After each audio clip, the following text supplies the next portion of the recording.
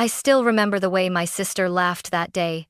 Sharp, cruel, echoing off the lawyer's walls like a victory bell. Dad had just passed, and I was the one who sat by his bedside for months, feeding him soup, holding his hand when he couldn't breathe. Madison never showed up. She was too busy hosting parties, too busy being important. When the will was read, she got his company the empire he'd spent a lifetime building. And me? I got an old, run-down farm miles from anywhere. She turned to me and whispered, "Guess Dad finally saw your worth." Then she laughed. I wanted to cry, but I didn't. Because deep down, I saw the lawyer hesitate before opening a second envelope. And when he did, the color drained from her face. That was the moment everything changed and justice began. The sound of Madison's laughter still rang in my ears long after we'd left the lawyer's office. It wasn't just laughter, it was victory, cruelty, and years of resentment poured into one moment. I drove home in silence, the night swallowing the road ahead, my hands gripping the wheel so tightly that my knuckles turned white. Denver's city lights faded in the rearview mirror, giving way to the dark outline of the mountains. Snow had begun to fall, soft and silent, the kind that coats everything in stillness. I rolled down the window just a little, letting the cold air sting my face. It felt cleaner than the suffocating air inside that office, the air filled with my sister's perfume and her smug smile. Dad's death hadn't even settled, and already Madison had turned it into a coronation. She got the company, I got the farm. That sentence repeated in my head like a cruel mantra. But what hurt most wasn't the money or the business. It was the way she'd looked at me like I was small, pitiful, disposable. Growing up, we couldn't have been more different. Madison had inherited Dad's charm and ambition. She was bold, confident, and always the center of attention. When she spoke, people listened not because of what she said, but because of who she was. She'd been groomed to lead Thompson Industrial since she was 15, attending meetings in polished shoes while I stayed home, learning how to make Dad's favorite soup and helping Mom tend to the garden. When Mom passed away, Madison didn't come home. She sent flowers, expensive ones, but she didn't show up. Dad didn't say anything, but I saw how it broke him. After that, his health started to fail, and Madison became a voice on the phone instead of a presence at his side. So when he collapsed that winter, I was the one who took him to the hospital. I was the one who stayed up through the night, counting his breaths, holding his trembling hands when the pain got bad. Madison texted once, "Keep me posted." That was it. Dad used to smile weakly from his hospital bed and whisper, "You remind me of your mother, Chloe. You fix things no one else even notices are broken." I never knew how much that meant until now. When I got home that night after the will reading, I placed the dusty folder Graham had given me on the kitchen table, deed to Fremont County Farm. The paper was yellowed, folded and refolded 100 times, my father's handwriting still steady and precise. I sat staring at it for a long time, tracing his signature with my fingertips. Why would he leave me this place? Why not something easier, money, shares, anything else? Then I remembered the way the lawyer had looked at me before I left, a quick glance, almost knowing, like there was something I wasn't supposed to see yet. Outside, the snow kept falling. I wrapped my hands around a cup of tea, the steam fogging my glasses, and whispered, "If this is all you left me, Dad, I'll find out why." That night, I didn't sleep. I packed a small bag, grabbed the old truck keys, and watched the first light of dawn creep over the mountains. Somewhere beyond those peaks lay the farm everyone thought was worthless. But my father had never done anything without a reason, and I was about to find out what it was. The following morning, my phone buzzed nonstop. Madison. Madison. "Chloe, the lawyer needs us to finalize the paperwork. Don't be late this time." Me. "I wasn't late yesterday." Madison. "Well, try harder. It's not like you have anything else to do." Her voice through the speakerphone carried that familiar blend of condescension and confidence, like every word was meant to remind me where she thought I belonged. By the time I arrived at Graham Porter and Associates, she was already there, sitting elegantly in a black silk dress, her legs crossed, her manicured nails tapping the table. She didn't even look up when I entered. "Nice of you to join, little sister," she said with a smile sharp enough to cut glass. I took the seat beside her, trying to ignore the scent of her expensive perfume and the sound of her impatient sighs. Graham, the family lawyer, looked older than I remembered. Silver hair, thin glasses, eyes tired but kind. He adjusted his papers, cleared his throat, and began. According to the final will and testament of Mr. Walter Thompson, all shares and operational control of Thompson Industrial will be transferred to Madison Thompson. Madison's lips curled into a triumphant grin. Well, of course, she said softly, as if she had always known. Graham continued. To his younger daughter, Chloe Thompson, he leaves the family property in Fremont County, the Thompson farm and surrounding acres. Silence. Then a laugh, sharp, loud, cruel. Madison turned toward me, her diamond earrings catching the light. You? The farm? Oh, Chloe, that's adorable. Maybe you can grow carrots while I run the empire. Her words stung, but I stayed quiet. My hands clenched on my lap. Is that all? She asked Graham, smiling smugly. He hesitated just for a second, and that tiny pause was enough to change everything.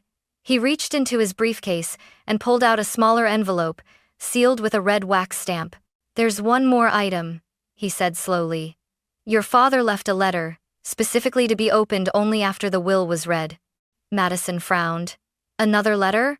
Why wasn't that mentioned before? Graham adjusted his glasses. Because it was his explicit instruction, and it concerns the Fremont property. Her laughter died instantly. He broke the seal, unfolded the letter, and began reading aloud. To my daughter Chloe, the land you inherit holds more than it seems. 10 years ago, I signed an agreement granting exploration rights to Silver Rock Mining Corporation. The farm sits atop a mineral reserve with significant value. I trust you'll know what to do when the time comes. Walter Thompson. Madison blinked, confusion giving way to disbelief. Wait, what did he just say? Graham looked up calmly. The property is worth a great deal, Miss Thompson. Possibly tens of millions. Her chair scraped against the floor as she stood, her face pale. That can't be true. Dad would have told me. I rose slowly, my heart pounding. Maybe he didn't trust you to listen. Madison's mouth opened, but no words came out. The silence that followed was deafening. For the first time in my life, my sister, the one who'd always been untouchable, looked small. And for the first time, I felt like I was standing exactly where my father wanted me to be. Part 3, the second envelope, is approximately equal to 600 words. Madison stormed out of the office before Graham even finished folding the letter. The sharp click of her heels echoed down the hallway, followed by the slam of a glass door. For a moment, I just stood there, frozen. My hands were trembling not from fear, but from the weight of realization. Graham looked at me over his glasses. Your father was a man of foresight, Chloe. He planned this for years. I swallowed hard. You mean, he knew about the minerals all along? He nodded. He didn't want Madison to have it. He told me, she understands business, but she doesn't understand value. Those words hit me like a storm. Dad had always spoken through riddles, teaching lessons I never fully understood until they unfolded before me. I took the letter and read it again, tracing the lines of his handwriting. It was firm, confident, the same way he used to sign my report cards when I was little. The farm holds more than it seems. That simple sentence carried a lifetime of meaning. Mr. Porter, I said softly, what do I do now? He smiled faintly. You follow your father's instructions. Silver Rock Mining has been waiting years for this contract to mature. They'll contact you soon. Or, he hesitated, you can contact them first. Outside, snow had started to fall again. The streets of Denver glistened under the soft glow of winter sunlight. I stepped outside, clutching the envelope to my chest, as if it were made of glass. In that moment, I felt both rich and terrified. When I reached my truck, I saw Madison leaning against her car. Her arms were crossed, her face pale with fury. You think this changes anything? She snapped. You think Dad actually meant for you to run things? You're a joke, Chloe. Always have been. I took a deep breath. Maybe. But Dad trusted me. Not you, her eyes flashed. You'll ruin everything. I'll make sure of it. I didn't answer. I just got into the truck and shut the door. Her voice muffled behind the glass, replaced by the hum of the engine and the rush of blood in my ears. As I pulled onto the highway, my phone buzzed a number I didn't recognize. I hesitated before answering. "Miss Thompson?" A calm male voice said. "This is Daniel Brooks, representative of Silver Rock Mining Corporation. We were notified by Mr. Porter's office regarding your ownership of the Fremont property." My grip tightened on the wheel. "Yes, that's me," he continued. "We've been conducting exploration there for nearly a decade. The initial reports suggest the mineral deposit is extensive. We'd like to meet and discuss the transfer of mining rights as per your father's contract." I pulled over to the side of the road, heart pounding. "How much are we talking about?" $75 million upfront, he said matter-of-factly, plus an annual royalty of 10% of profits for the next 15 years. The phone nearly slipped from my hand. 75 million. I laughed, not out of joy, but disbelief. "Are you sure?" He chuckled softly. "Your father was a very wise man, Miss Thompson. He made sure his legacy would be in capable hands. Would you be available to meet this week?" "Yes," I said quietly, my voice barely steady. "Yes, I will." When the call ended, I sat there for a long time, watching the snow fall across the highway. All those years of being overlooked, dismissed, and pitied, they led to this. Dad hadn't left me the farm because he thought I was weak. He'd left it because he knew I'd protect it. As I started the engine and drove toward the mountains, I whispered to myself, "Thank you, Dad. I understand now." Behind me, Denver disappeared into the snow, and ahead of me, my father's secret waited beneath the frozen earth. 2 days later, I drove toward Fremont County, the road winding through endless pine trees and misty ridges. The air grew colder with each mile, and the world outside my truck window seemed untouched by time. This was where Dad had taken me once as a child. I remembered his voice echoing through the wind. "Someday, this land will mean something, Chloe." Back then, I'd thought he was just trying to make me feel special. The dirt road ended at a rusted gate that squeaked as I pushed it open. Before me stretched the Thompson farm, or what was left of it. The fences leaned at odd angles, the barn roof sagged, and weeds had swallowed the old garden. Yet somehow, standing there, I felt peace. This was his last message to me. I walked toward the porch, brushing snow off the old sign, Thompson Ridge. The paint was chipped, but the letters still carried pride. Inside, dust danced in the sunlight that poured through the cracks in the windows. Every board creaked like it was remembering something. I found the kitchen table where Dad once carved our initials. I traced the faded WT plus CT with my fingers and smiled. "You always had a plan, didn't you?" I whispered. Later that afternoon, a black SUV pulled up the driveway. A tall man in a gray coat stepped out. Daniel Brooks, just like on the phone. His handshake was firm, his tone respectful. "Miss Thompson, thank you for meeting me here. I know this must be overwhelming." "That's an understatement," I said, trying to sound composed. He smiled. "Your father signed a mineral exploration contract with Silver Rock 10 years ago. Back then, it was just a theory, rare minerals buried under this property. But 2 years ago, our tests confirmed the presence of a high-yield deposit. It's one of the largest in the region." He opened his briefcase, revealing blueprints, geological maps, and a typed contract with legal seals. "If you choose to proceed," he continued, "Silver Rock will pay $75 million for exclusive mining rights, plus a 10% royalty on all extracted materials for 15 years. That alone could triple the value of your inheritance." I stared at the papers. They seemed unreal numbers, too large, too distant from the life I'd known. My fingers trembled as I signed my name beside my father's faded signature. Daniel closed the folder gently. "Your father once told me you were the soul of this family," he said quietly. "He trusted that you'd do the right thing." I looked up, surprised. "You met him?" "Once," Daniel said with a nostalgic smile. "He came here in person when he first signed the contract. Spent hours walking this land. He said it reminded him of your mother, simple, beautiful, and full of life." His words cracked something inside me. I turned toward the window, blinking away tears. "He never stopped loving her," I whispered. Daniel nodded. "And he never stopped believing in you." When he left, dusk had fallen. The sky burned orange and pink over the snow-covered hills. I stepped outside, listening to the quiet hum of the wind sweeping through the valley. Somewhere beneath my feet lay a fortune, but all I could feel was gratitude. I sat on the porch until the stars came out, the old farm glowing under moonlight. For years, I'd thought I was the forgotten daughter, but here, surrounded by the echoes of my father's faith, I realized I was the one he'd chosen all along. And this farm, everyone had mocked, was the proof. News travels fast in Denver, especially when it involves the Thompson name. Within weeks of Dad's funeral, headlines were calling Madison the youngest female CEO in Colorado's mining industry. Her face was everywhere: magazines, interviews, glossy covers showing her holding a champagne glass, pretending she'd built the empire she simply inherited. I didn't envy her. I pitied her. Because Dad's company wasn't a crown, it was a test. At first, everything looked perfect. Madison held lavish events, made bold statements about modernizing operations, and promised investors record growth. But beneath that shine, the cracks were already forming.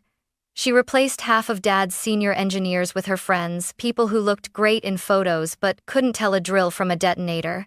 Then came the reckless expansions, new projects in Nevada, Utah, and even overseas, all rushed, all underfunded. The board started to worry, but every time someone questioned her, she waved them off with a cold smile. "I know what I'm doing," she'd say. "This isn't Dad's old-fashioned company anymore." Meanwhile, I kept quiet, spending most of my time at the Fremont farm. Construction teams from Silver Rock had already started setting up equipment, and the royalties had begun flowing into my account. But I didn't use the money for luxuries. I used it to restore the land, rebuild the barns, and plant wildflowers where weeds had once grown. I wanted this place to breathe again. Some nights, I'd sit on the porch and watch the lights flicker from the mining site in the distance. The rhythmic hum of machinery became a kind of music proof that my father's vision was alive, even if his company wasn't. Then, one morning, I opened my phone to a news alert: Thompson Industrial under investigation for safety violations. The photo beneath the headline showed Madison pale, furious, surrounded by reporters. She was shouting something, her hair disheveled, her once perfect image crumbling. I sighed, a pit forming in my stomach. A week later, another headline appeared: stock value drops 40% overnight. Calls started flooding in from old employees.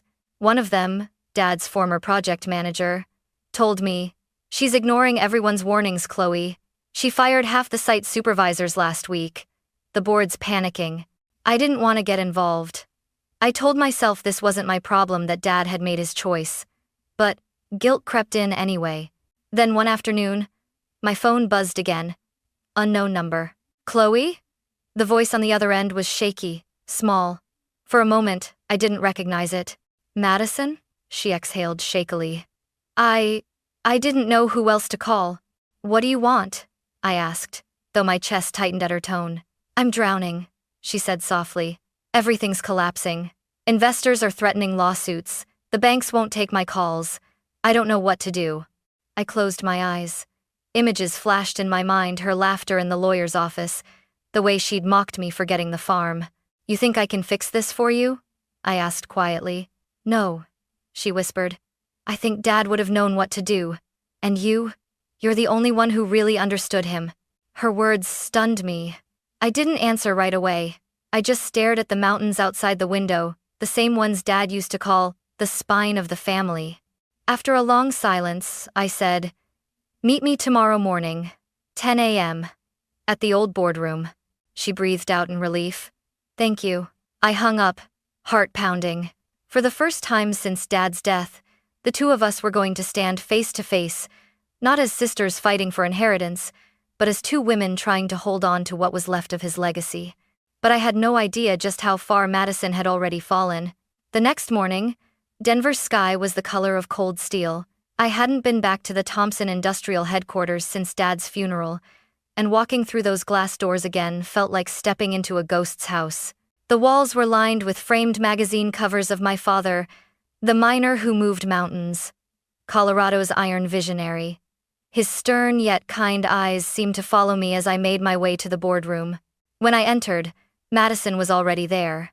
Her hair, once perfectly styled, was pulled into a messy knot. Her eyes were ringed with exhaustion, her tailored suit wrinkled. She didn't look like a CEO anymore, she looked like someone clinging to a collapsing empire. "Chloe," she said quietly. "Thank you for coming." I crossed my arms. "You said it was urgent." She exhaled and pushed a stack of reports across the table. "The company's on the verge of bankruptcy. 3 major investors have pulled out. 2 suppliers filed lawsuits. The banks froze our line of credit." I flipped through the papers. Numbers, red ink, unpaid invoices. It was worse than I'd imagined. "What happened to the emergency fund?" Her shoulders slumped. "I used it to buy out one of the board members who was trying to vote me out." I stared at her in disbelief. "You what?" Her voice cracked. "I was trying to protect the company, Chloe. Everything I did, it was to keep Dad's name alive." "No," I said, my tone low and sharp. "You did it to keep your pride alive." Madison's jaw tightened. "You've always thought you were better than me, haven't you? The quiet saint. The good daughter." I stepped closer, our eyes locking. "No, Madison, I never thought I was better. I just didn't forget what Dad taught us." She looked away, her voice trembling. "He trusted you more than me, didn't he? Even after all I did for him." I shook my head. "You didn't do anything for him. You showed up when it was convenient. You wanted his approval, not his lessons." Madison sank into a chair, her composure cracking. For the first time in years, I saw the frightened girl. She used to be the one who'd always been chasing perfection, terrified of failure. "Help me," she whispered. "Please, I'll do anything." The silence stretched between us. The hum of the ceiling lights filled the room, steady and cold. Finally, I sighed. "All right, but if I'm going to help, it's on my terms." She nodded eagerly. "Anything. Just tell me what to do." That's how it began. For the next few weeks, I practically lived in that office, reviewing contracts, auditing finances, calling old employees who had quit under Madison's leadership. I rehired the veterans Dad had trusted, the engineers who understood both the machines and the people running them. We worked 16-hour days.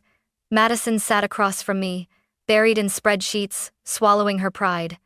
Every night she'd look up, eyes tired, and ask softly, "Are we going to make it?" And every night I'd say, "If we remember who we are." But not everyone welcomed me back. Some of Madison's loyalists whispered that I was trying to steal the company from her. Others said I was Dad's secret favorite. I ignored them. I wasn't here for revenge. I was here to save what he built. One evening, I found Madison sitting alone in Dad's old office. The lamp cast a golden glow over the desk, the same desk where he used to sign contracts and write Christmas cards to every employee. She held one of his old pens, running her fingers over the engraved letters. "WT. He used to sit here for hours," she murmured. "I never understood how he did it, how he kept calm when everything fell apart." I walked closer, leaning against the doorway. "He didn't stay calm. He just never let anyone see him break." She looked up at me, eyes glistening. "Do you think he'd be proud of me?" I hesitated, then answered honestly, "Not of what you did, but maybe of what you're trying to do now."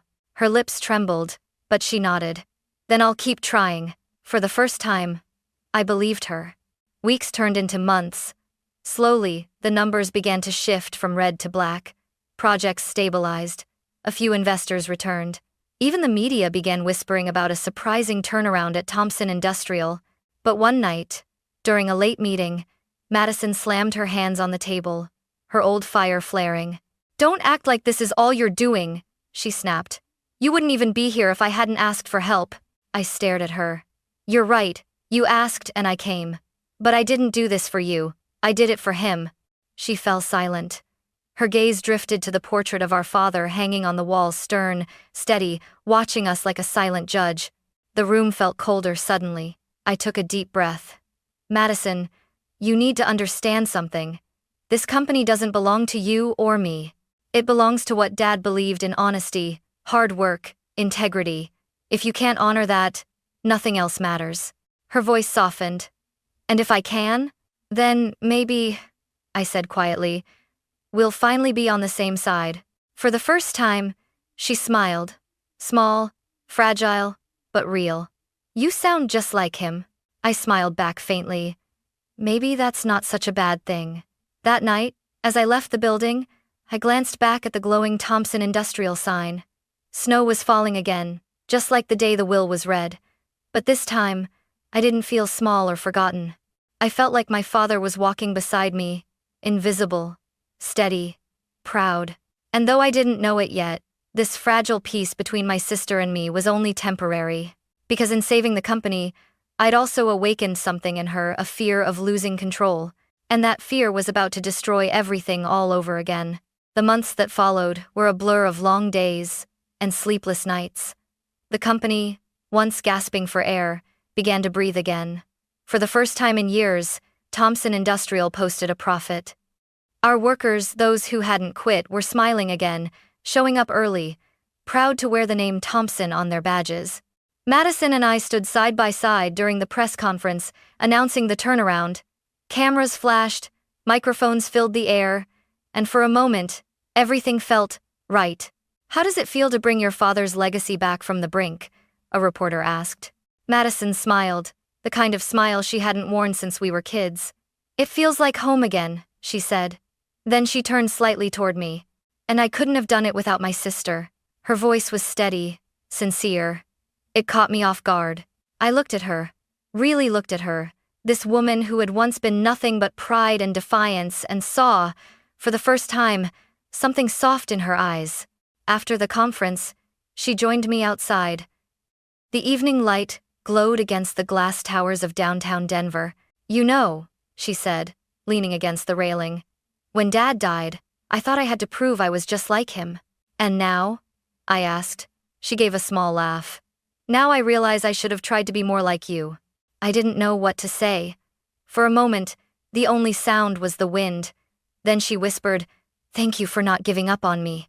Those words, they meant more than any apology. With the company back on its feet, I turned my attention to something else, the money from Silver Rock.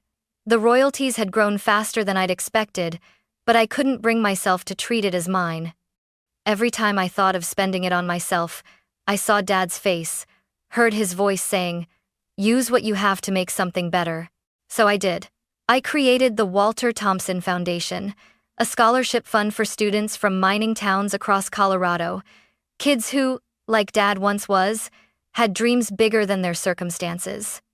The first batch of recipients came to meet me in person. They were bright-eyed, nervous, full of hope. One young man said, "Ma'am, I want to study engineering, like your father." I smiled, blinking back tears. "Then promise me something," I told him. "When you build something great one day, build it with integrity." End quote. Madison visited the farm not long after. The barn had been rebuilt, the fields alive with green again. We walked side by side through the quiet paths. She paused, looking around. "You turned this place into something beautiful," she said softly. I shrugged. "It was always beautiful. It just needed someone to care again." She nodded slowly. "Dad would have been proud of you, Chloe." For a long moment, neither of us spoke. The wind rustled through the pines, carrying the scent of earth and wood, the same scent that had filled my childhood. I looked at her and said, "He'd be proud of both of us." Madison smiled faintly, her eyes glistening.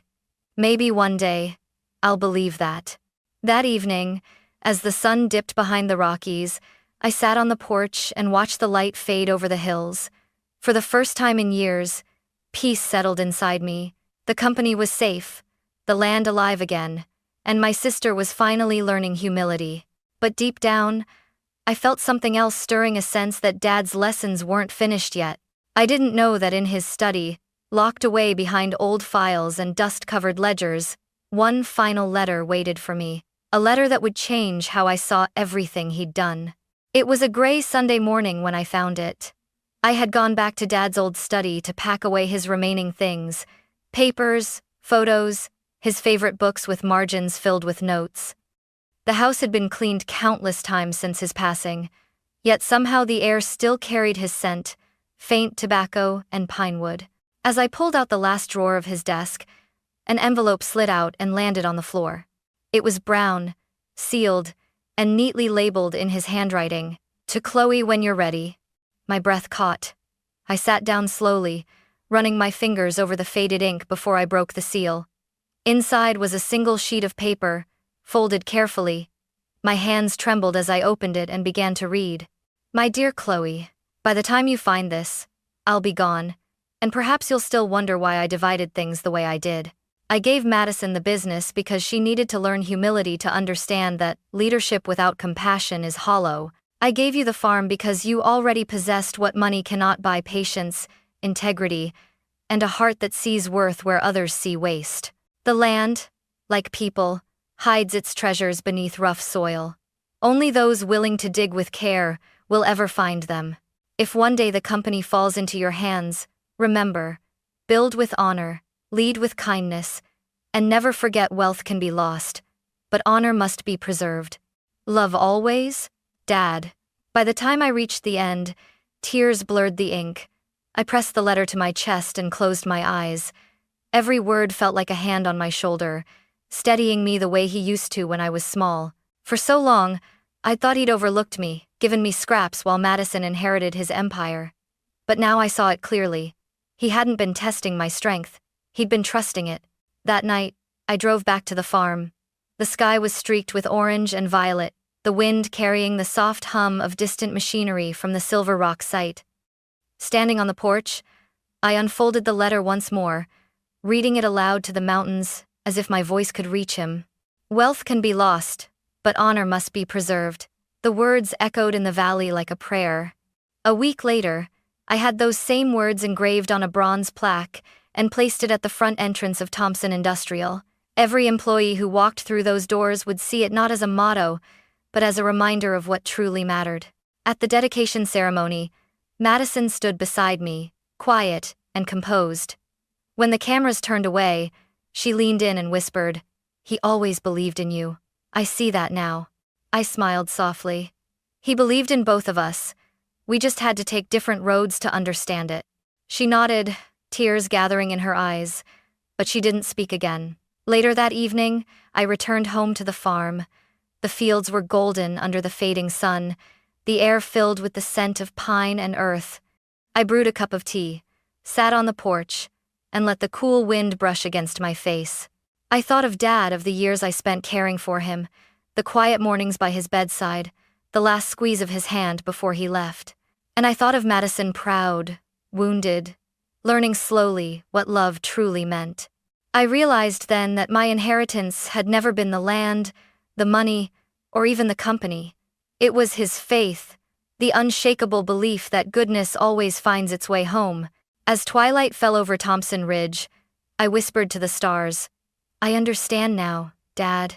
And in the hush of the night, I swear I heard his voice on the wind, warm, steady, and proud, whispering back, "You've done well, Chloe.